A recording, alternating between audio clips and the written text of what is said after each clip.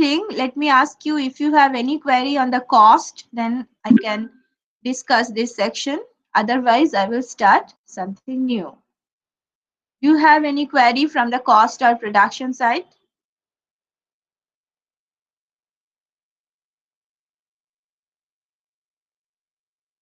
No, ma'am.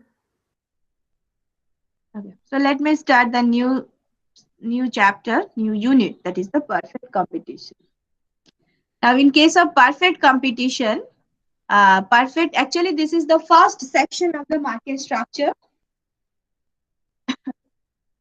In case of market, there are different types of markets. Before that unit, we have discussed about the consumer side. First of all, we have discussed about the demand and supply. This is a sort of interaction between the consumer and the producer. And then after it details about the consumer side, in case of consumer behavior, their utility, their satisfaction, their expenditure, good, bad, everything. And next, we have discussed about the production side, in case of, that is the supply side, in terms of the production and cost, under the heading of production and cost. So we have done these discussion already. Now this is the next step, the market. The market where the consumer and the producers are interacting with each other, right? So there are different types of markets.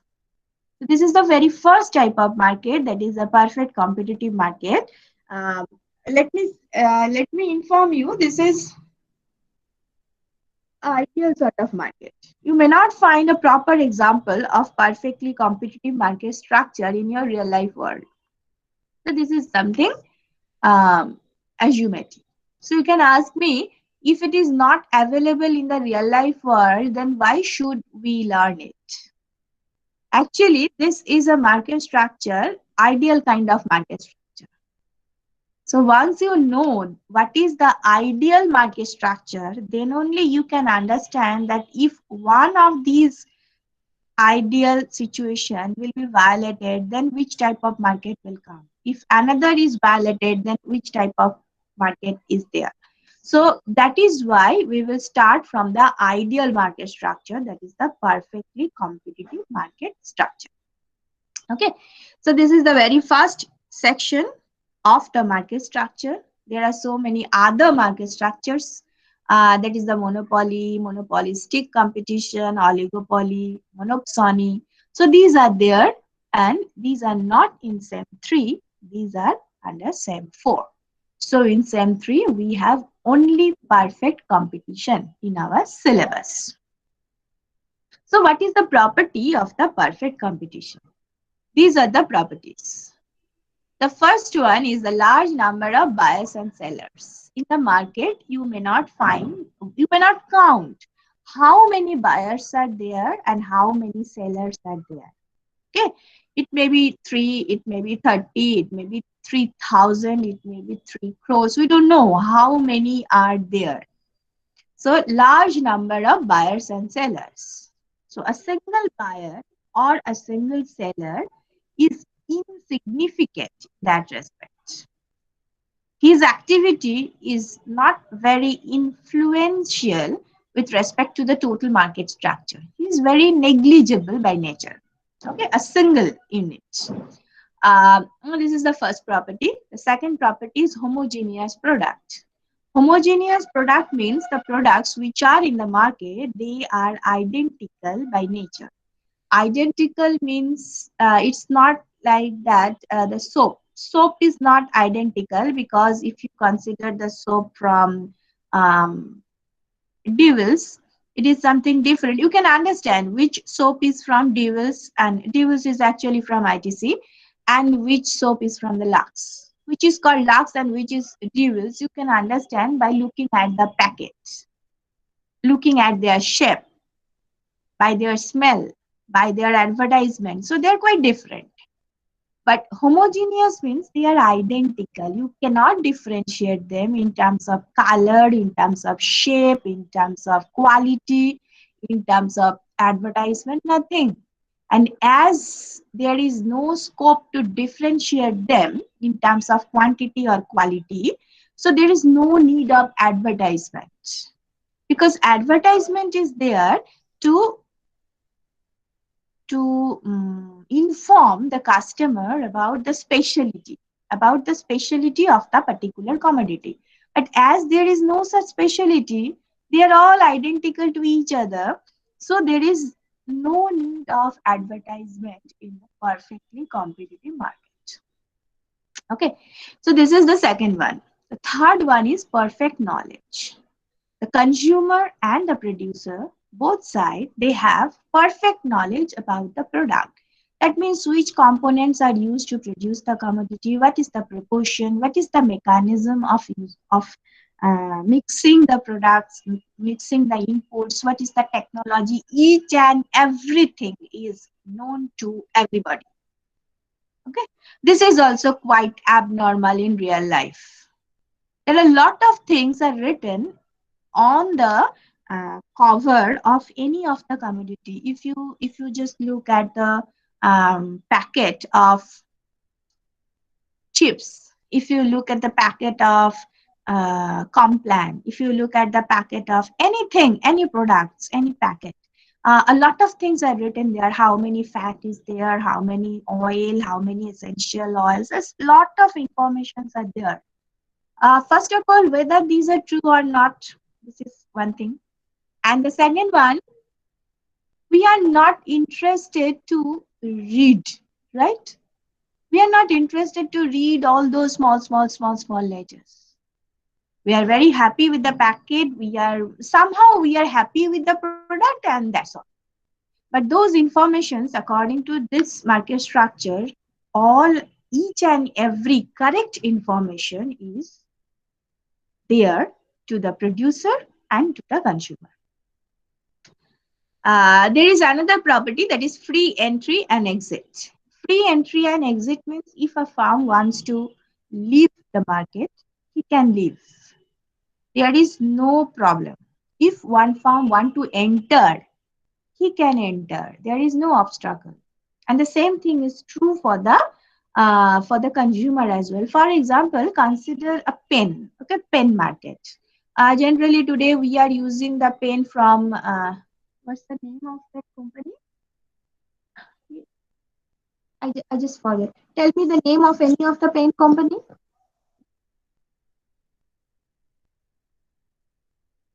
Are you using any pen? Ma'am, Reynolds. link. Link. Okay, Link, Reynolds, fine. So these are the companies. Say I am using Link, for example. Now I am one of the customer of this Link company. Somehow I am not satisfied with the pen. So I am thinking that from tomorrow I will not purchase Link pen. I will purchase any other. Okay. So what is my decision? That from tomorrow I will leave the market. I am the customer. I am leaving. So from your same one concept, what can we say? That okay, a consumer is living. That means in the market, the demand is falling. And if demand is falling, according to the market mechanism, if demand is falling, then and there will be excess supply. And if there is excess supply, then market mechanism will reduce the price, right? And so from tomorrow, when I will leave the market, the price of link pen will fall. And is it true? Is it true? What do you think?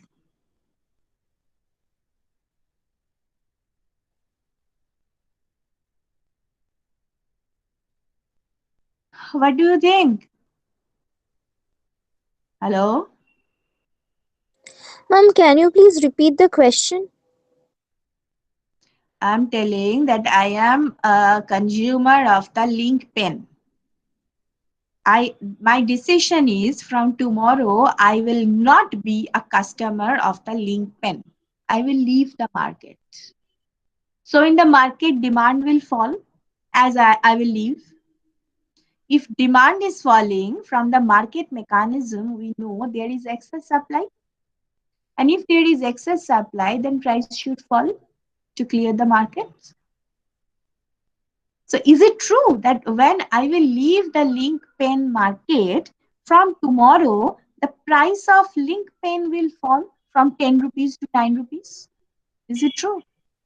Ideally, it's Oh, true. ma'am.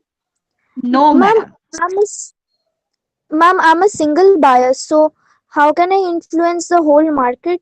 Exactly, exactly. This is the thing. This is the thing. There are large number of buyers actually. Huh? As a buyer, I am very insignificant in the link market.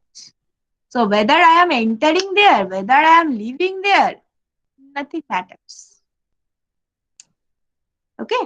If there are five individuals and I was one of them, then definitely it will matter. But as there are a lot of customers and I'm a insignificant part of them, so whether my decision is not influencing the market as such. So this is the property of the perfectly competitive market. Okay. So free entry and exit. If I have decided that okay, from tomorrow I will never purchase link, very fine. No one will ask me any question. Go there. Go, just leave. So it's like this. Okay. Free entry and exit. Now the free mobility of resources. This is another property. Free mobility. It is assumed that the factors of production, they are equally productive for any of the production. Again, this is something abnormal. The labor who can work in the agricultural sector may not work equally in the industrial sector. But here the assumption is if one labor is available, he can work in agricultural sector, he can work in the industrial sector with equal productivity. Okay, so this is called the free mobility of resources. If he wants, he can leave one sector. If he wants, he can join in another sector. Again, there is no restriction. Okay, and the last one is the non-convexity of the production function. Non-convexity means uh, you can divide the production process with infinite numbers. If it is not, then what is the problem? If there is if there is convexity means your average cost curve is convex. If it is, then you can remember the shape of the long run average cost curve which we have discussed yesterday. The shape of the long run average cost curve is U-shaped, right? And if it is convex, just like what we have discussed, then and the production is like that, you are on the downward portion of your LAC curve. That means there is IRS, increasing returns to scale. Okay. So the market size is such that you are on the downward sloping portion of your LAC curve. Right? And you know, on the downward sloping portion, there is increasing returns to scale. So that means you are getting increasing returns to scale. Now, what is the problem with increasing returns to scale? Increasing returns to scale means your average cost is falling. So if you are producing more, your average cost is falling. So you can charge lower price. Again, that is encouraging you to produce more. So this is how you are producing more and more, you are charging less and less, and ultimately you will be a monopolist. Okay, you will be a single seller. No one can compete with you. No one can compete with you.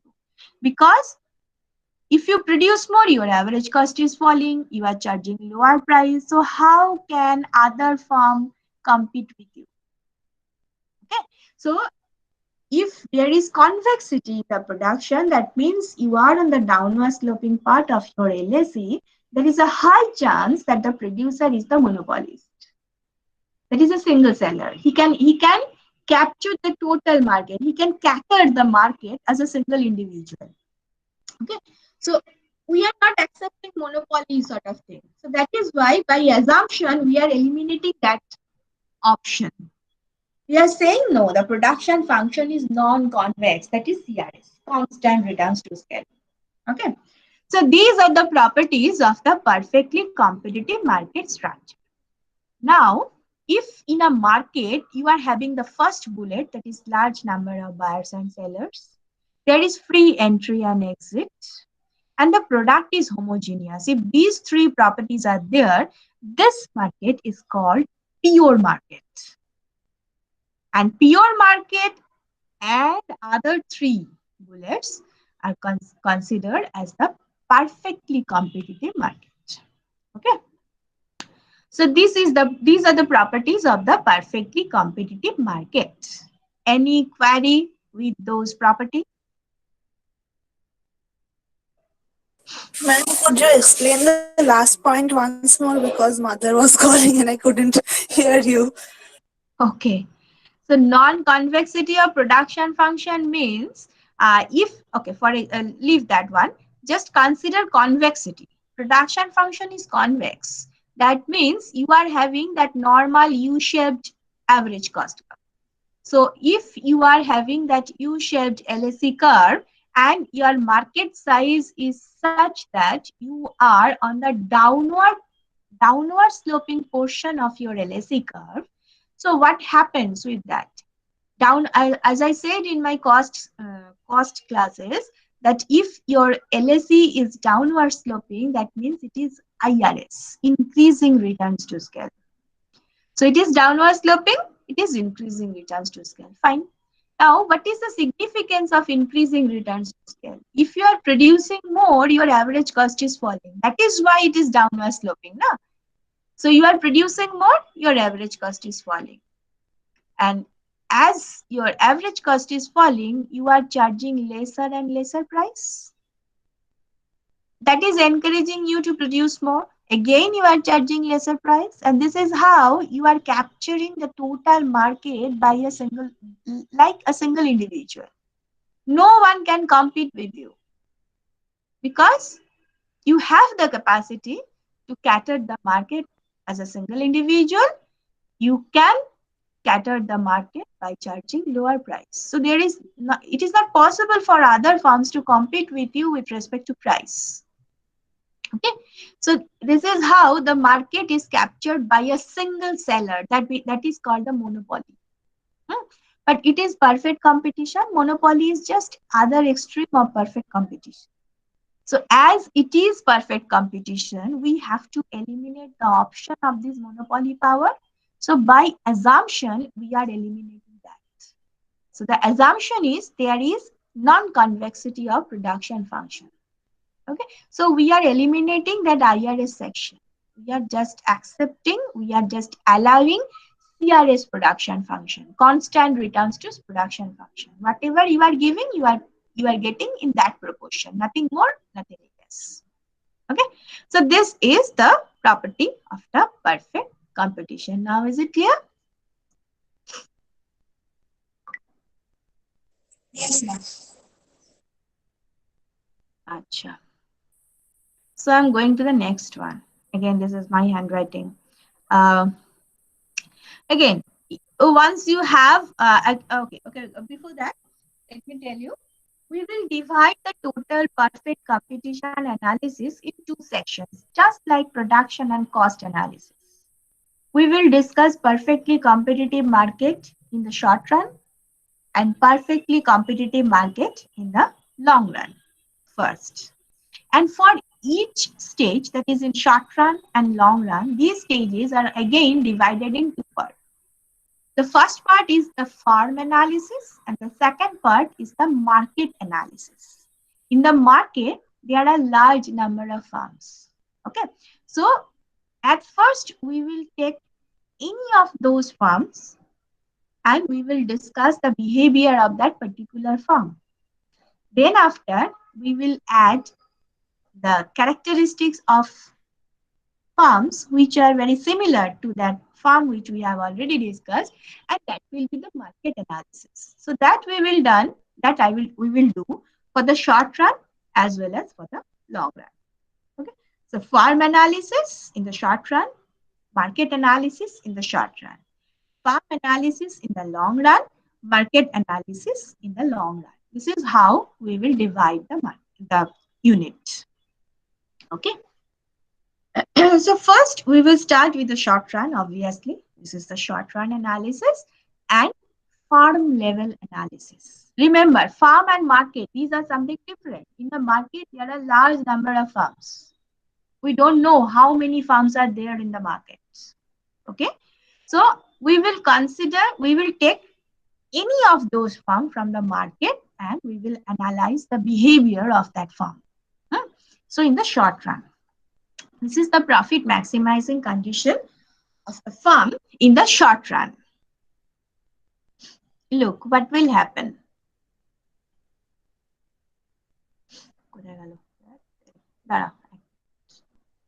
Yes. This is a profit. Pie for profit, you know. Profit, what is profit? Total revenue minus total cost. Okay. So your total revenue, all of you know, P into Q. Huh? And the total cost is C function of Q, and F is something called fixed cost, which is independent of the quantity produced. Okay. And this cost is actually depending this cost is actually depending on the quantity produced. So this is the variable cost and this is your fixed cost. So total revenue minus total cost. Okay. Now consider total revenue. Total revenue is P into Q. Remember, this is farm level analysis. So you know there are a large number of farms.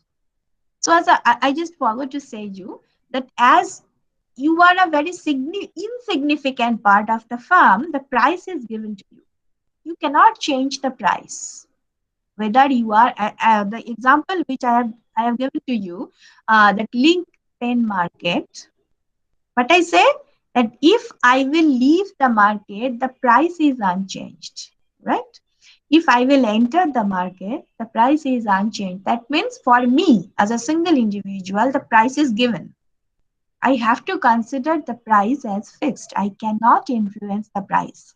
I may be the producer, maybe the consumer, but single individual cannot change the price. As this is the farm case, single farm, so he cannot change the price. So for him, that P, capital P is given. It is independent of the quantity produced. This is given. Once he entered, he has to accept this price. Okay, this is market determined price. Farm cannot influence. Price is given. So this is the price given to him. Q is the quantity produced by the farm minus C is the variable cost, which is a function of the quantity produced by the farm minus F. This is the fixed cost. Okay, so this is your profit function. Done. Now look at the first order condition. You know, first order condition is d pi dq is equal to 0. So here your d pi dq becoming P, as P is something like a parameter. So P minus, because dq, that part is 1, minus C prime is equal to 0. Now C prime is what? C prime is dc dq. And dc dq by name, this is called marginal cost. Okay. So price is equal to marginal cost. This is your first order condition. Price is equal to marginal cost is your first order condition. Now, what is the second order condition? This is pure mathematics. There is no economics. Nothing is there. Now, second order condition, you know the profit maximization. The objective of the farm is the profit maximization. So, second order should be less than 0. d2 by dq2 should be less than 0. Now, if you again differentiate the first order condition, that P as it is given, it's a parameter. 1, 2, 3, 4 like this. So, by differentiating P, the result will be 0. So, this is 0 minus C double prime. Okay, this is less than 0. So second order condition is C double prime greater than 0. Now what is the significance of C double prime? What is the implication? Implication is that it is the change in marginal cost with respect to quantity produced. Okay, so that means your marginal cost curve should be upward rising. Okay, so at the equilibrium, your marginal cost curve should be upward rising. This is second order condition. First order condition is price is equal to marginal cost. Second order condition is marginal cost curve is upward rising. Okay, so these are the mathematically, these are the profit maximizing condition. Can you tell me what is the shape of the marginal cost curve? Anyone?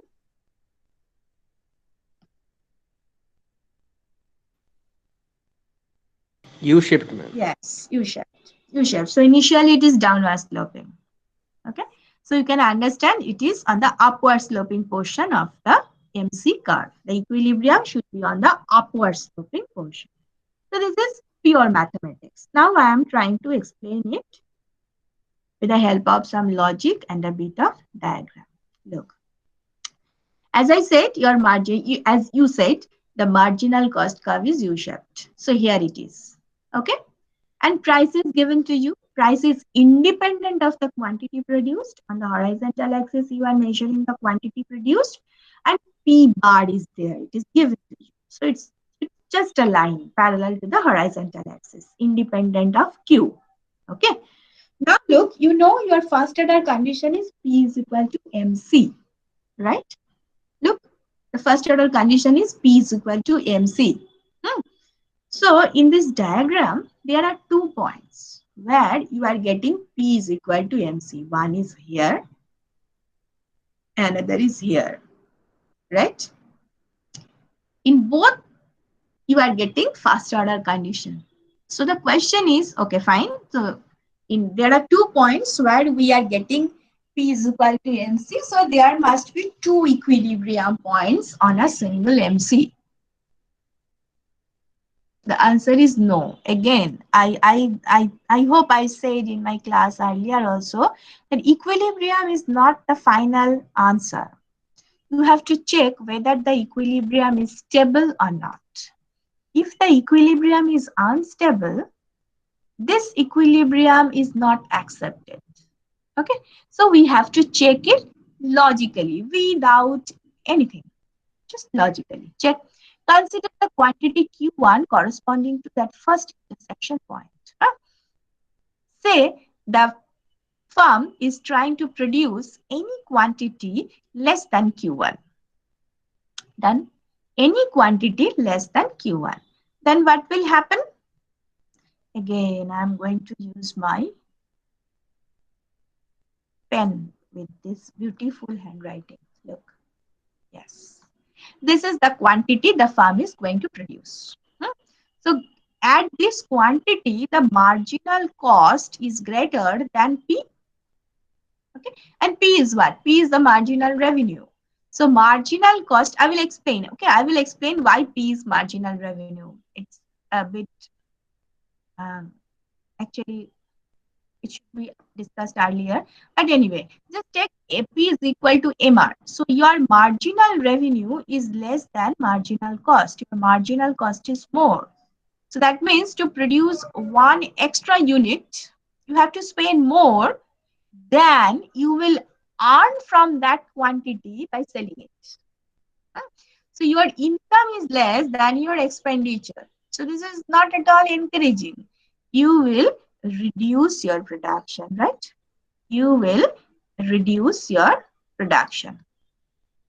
So you are moving like this. Again, if you are trying to produce any quantity greater than Q1, so your marginal revenue is greater than marginal cost. That means your income is more than your expenditure per unit. So that will encourage you to produce more. That means again, if you are leaving your Q1, you are not interested to come back to Q1. So that Q1, the equilibrium point corresponding to Q1 is unstable. Okay, this equilibrium is there obviously, but this is unstable. This is not accepted. So what about that second intersection point? Here you are getting the stability.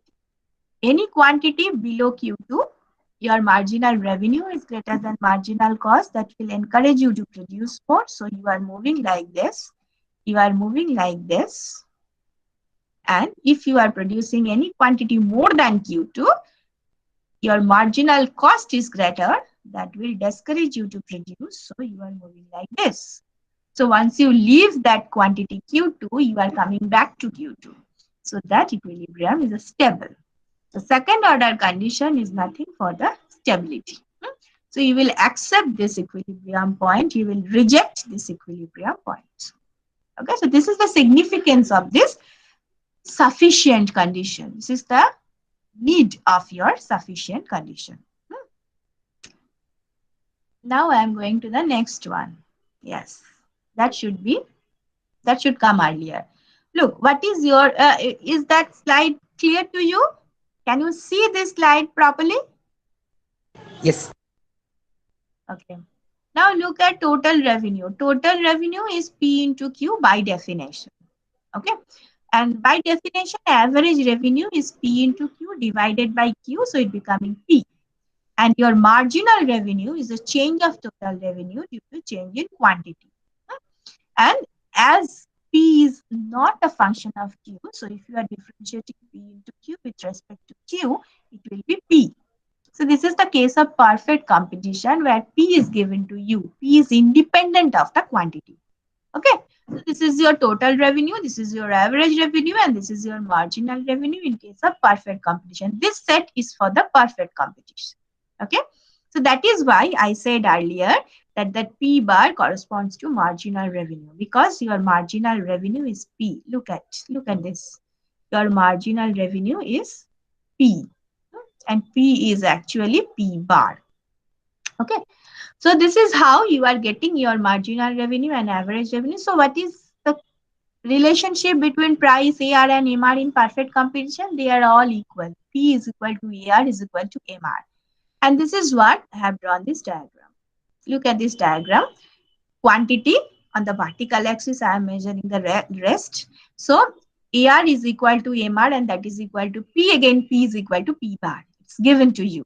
So this is the relationship. This line that AR is equal to MR, that is equal to P bar, this line we will use frequently in case of perfectly competitive market. Okay. So remember the relation. And in general, this is a very special case, as I said. In general, P is not given. The producer can influence the price by the production level. So in general, the total revenue, look at the next line. In general, the total revenue is equal to P function of Q into Q. Okay. So marginal revenue is, you are just going to differentiate it with respect to Q. Here P is not a constant term, so that the differentiation will be 0. It has some value. So you are getting that additional term P prime Q. Okay. And that P will come just like before. So to marginal revenue is P prime Q plus P. Okay. I hope that differentiation is very much clear to you. That's why I'm not going to detail about this differentiation. It's very much okay. And what is your average revenue? Look, average revenue is P function of Q, because by definition it is PQ by Q. So P function of Q into Q divided by Q. So Q and Q will cancel out. You will get only P, which is a function of Q. So this is in general. Okay. Now look, your average revenue is P function of Q. What is P function of Q? This is nothing but the demand curve. Okay. You know about your demand curve, the relationship between the price and quantity. So here it is. Okay, here it is. Your average. Before that discussion, you know about the law of demand. Once you will plot this law of demand, you will get your demand curve. Once you know your marginal utility curve, you know your law of demand. This is another way to get a demand curve. So your demand curve is what? Your demand curve is nothing but the average revenue curve of the producer. Okay. So average, look at this. This is AR curve, nothing but the demand curve. To the your demand curve, you are the consumer. Your demand curve is the average revenue curve of the producer. So this is AR curve. And what is MR? Look at MR. That P. P means P function of Q. That means AR is also here. MR is equal to AR plus P prime Q. Now what is P prime? P prime means dPdQ, the slope of the demand curve, right? Now slope is negative, you know demand curve is downward sloping. So P prime is less than 0. So as P prime is less than 0 and you are adding P prime Q with your average revenue, so that is why marginal revenue is always less than average revenue in general. Okay. So look at this, a marginal revenue curve again downward sloping, but it is below your AR curve. So this is the general relationship between AR and MR. There is another mathematical relationship between AR, MR, and P. We will show it with the elasticity of demand. We will show it in some other day. But this is the general shape of AR and MR, and this is the specific shape of a specific relation of AR, MR, and price in case of perfect competition. Tell me whether this slide is clear to you or not.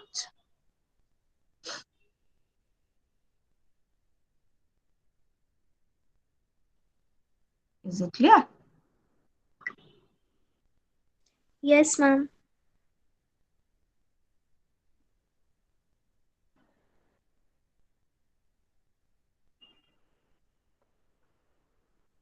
So this is the last diagram for today.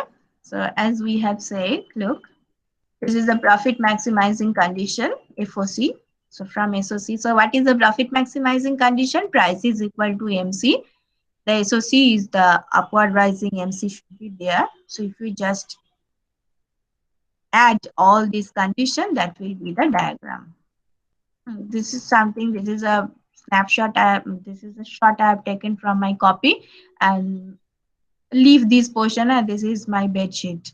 Now look, equilibrium in the short run, AR is equal to MR is equal to P bar, you know, and your MC is upward rising. So this intersection is the equilibrium point, and you are getting the equilibrium quantity, Q bar. Okay, so this is the short run equilibrium diagram of a perfectly competitive firm.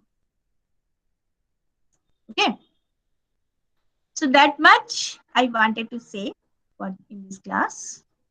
If you have any query, you can ask.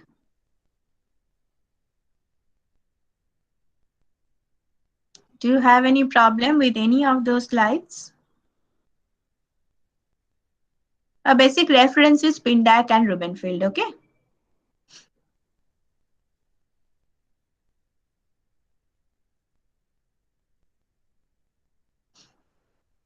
Anyone want to ask anything? Something is... Oh, Link, Renault. Yes, three properties. Three properties are free entry exit, Shauraj Jyoti, for Shauraj Jyoti. It's free entry exit, homogeneous product, and large number of buyers and sellers. These are for the pure market. Okay.